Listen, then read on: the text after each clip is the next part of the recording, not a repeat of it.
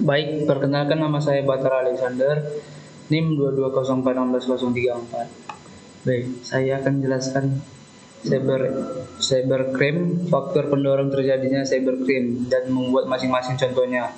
Dua, jelaskan cyber law atau diberikan contohnya. Baik, saya akan menjelaskan jawaban nomor 1. Jelaskan cybercrime, faktor pendorong terjadinya cybercrime dan buang masing-masing contohnya. Cybercrime merujuk pada kejahatan yang dilakukan menggunakan teknologi, komputer atau jaringan. Faktor-faktor yang mendorong terjadinya cybercrime sangat bervariasi mulai dari keuntungan, finansial hingga motivasi politik atau ideologis. Berikut dalam beberapa contoh cybercrime beserta faktor pendorongnya. Phishing. Deskripsi. Phishing adalah teknik penipuan di mana pelaku mengirimkan email pesan teks, atau pesan lainnya yang menyamar sebagai institusi terpercaya meminta informasi sensitif seperti kata sandi, nomor kartu kredit, atau informasi akun bank. Faktor pendorong. Salah satu faktor pendorong utama phishing adalah potensi keuntungan finansial yang tinggi bagi para penipu. Mereka dapat menggunakan informasi yang diperoleh untuk mencuri uang atau identitas korban. 2. Malware. Deskripsi. Malware adalah perangkat lunak berbahaya yang direncanakan merusak atau mengendalikan komputer atau sistem informasi tanpa izin pengguna. Jenis-jenis malware termasuk virus, worm, trojan, atau ransomware. Faktor pendorong. Motif utama di balik pembuatan malware adalah keuntungan finansial, baik melalui pencurian data pribadi atau keuangan maupun melalui pemerasan melalui ransomware. Selain itu, ada juga motif politik ideologis di mana malware digunakan untuk menghambat atau merusak sistem lawan. Cyberbullying. Deskripsi. Cyberbullying adalah tindakan agresif dan intimidasi yang dilakukan melalui platform digital seperti media sosial, pesan teks, atau email. Ini bisa termasuk mengirim ancaman, menyebar gosip dan informasi palsu, atau melecehkan korban secara online. Secara pendorong, faktor pendorong cyberbullying bisa beragam, termasuk masalah psikologi, keinginan untuk memperoleh perhatian atau kekuasaan, atau dendam terhadap korban. Penipuan online. Deskripsi. Penipuan online melibatkan penggunaan internet atau teknologi digital untuk menipu orang lain. Cara mendapatkan informasi pribadi secara curang. Contohnya termasuk penjualan barang palsu, skema investasi palsu, atau penipu cinta dan media sosial. Faktor pendorong. Motif utama di balik penipuan online adalah keuntungan finansial. Para penipu yang menggunakan anonimitas internet untuk menyembunyikan identitas mereka dan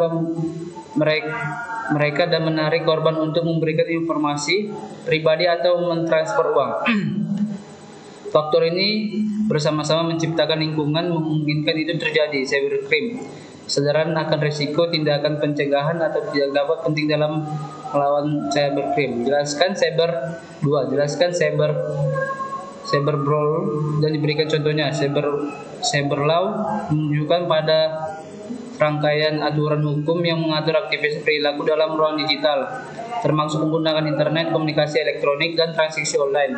Tujuannya adalah memberi kerangka hukum yang jelas hukum berbagai aspek kehidupan dunia maya. Contohnya cyberlaw meliputi 1. Undang-undang perlindungan data. Ini adalah hukuman yang mengatur pengungkapan pribadi atau organisasi perorangan. Contohnya General atau Protection Regulation dan GDPR di Uni Eropa memberikan perlindungan yang kuat terhadap privasi data pribadi warga Uni Eropa memberikan perlindungan yang kuat terhadap privasi data pribadi warga Uni Eropa. 2. Undang-undang anti cybercrime. Hukum ini dirancang dengan melawan berbagai kejahatan cyber, termasuk pencurian identitas, penipuan online, dan serangan cyber. Contohnya computer fraud atau adalah CVVA di Amerika Serikat yang mengkriminalisasi akses tanpa izin ke sistem komputer atau aktivitas yang merusak. Tiga, Undang-Undang Hak Kekayaan Intelektual HKI.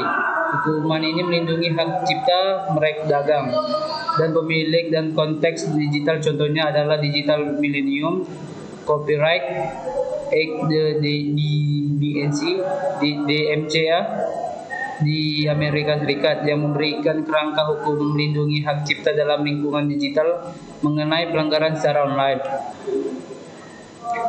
Undang-Undang E-Commerce ini mengatur perdagangan elektronik dan kehabisan bisnis online, contohnya Electronic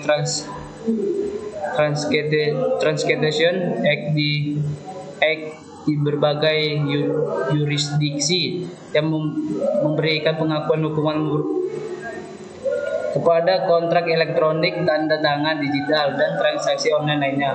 Undang-Undang Privasi Online, hukuman ini bertujuan melindungi privasi individu dalam lingkungan online, contohnya California Consumer Privacy Act di Amerika Serikat, yang memberikan kepada konsumen yang mengetahui, mengontrol, dan menghapus pribadi mereka dikumpulkan oleh perusahaan.